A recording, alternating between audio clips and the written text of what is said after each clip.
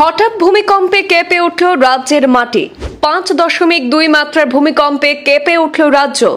ভারত বাংলাদেশ সীমান্তে ভূমিকম্পের উপকেন্দ্র, বিশেষ করে নিম্ন আসাম অঞ্চলে অনুভূত হয়েছে তীব্র কম্পন। সকাল 10:09 অনুভূত হয় ভূমিকম্পের কম্পন। প্রায় 40 সেকেন্ড ধরে অনুভূত হয়েছে সেই কম্পন। শুক্রবার সকালে ফের রাজ্যে অনুভূত হল ভূমিকম্পের তীব্র কম্পন। গুয়াহাটি সহ রাজ্যের বিভিন্ন প্রান্তে ভূমিকম্পের ঝাঁকুনি অনুভব করা হয়। আসাম সহ প্রতিবেশী রাজ্য ত্রিপুরা, পশ্চিমবঙ্গেও ভূমিকম্পের কম্পন অনুভূত হয়েছে বলে জানা গেছে। শুক্রবার সকাল 10:09 কম্পন অনুভূত হয়। এখনো পর্যন্ত কোনো ক্ষয়ক্ষতির খবর কোথাও থেকে পাওয়া যায়নি। এই ভূমিকম্পের উপকেন্দ্র বাংলাদেশ ছিল বলে জানা গেছে।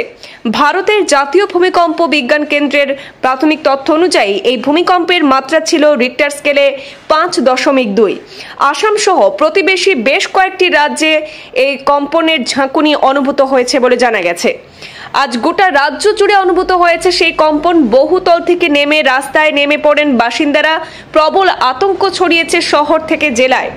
বহুতল থেকে নেমে রাস্তায় নেমে পড়েন অনেক বাসিন্দারা। প্রবল আতঙ্ক ছড়িয়েছে শহর থেকে জেলায়। ভূমিকম্পের উৎসস্থল ছিল পার্শ্ববর্তী রাষ্ট্র বাংলাদেশের ঢাকা থেকে 28 কিলোমিটার উত্তর পূর্ব দিকে ঘোড়াশালের কাছে। সেখানে ভূমিকম্পের তীব্রতা প্রায় 6 পর্যন্ত ছিল রিক্টার স্কেলে।